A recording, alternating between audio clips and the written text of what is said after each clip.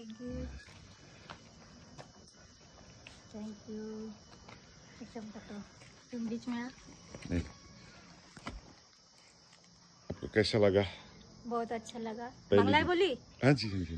খুব ভালো লেগেছে। শিটংয়ে যদি কেউ আপনারা বেড়াতে আসেন অবশ্যই বলবো যে শিটং এই হোমস্টেতে থাকবেন।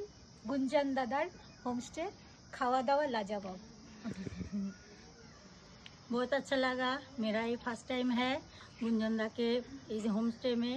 ये बहिनी भी बहुत अच्छी है, इनका हाथ का खाना हम लोग खा के एकदम मस्त हो गए। चार्ज ले होकर जा रहे हैं। हम अभी कोलकाता चले जाएंगे, वहाँ से फिर मेरे दोस्त लोग को भी बोलेंगे, मेरा बेटा बेटी को लेके एक बार आने का हमको इच्छा है। हाँ, और इधर ही रहेंगे, और आएंगे तो हाँ गुंजनदा का होम स्टे में रहेंगे। और गुंजनदा का गाना तो एकदम super duper hit. Thank you.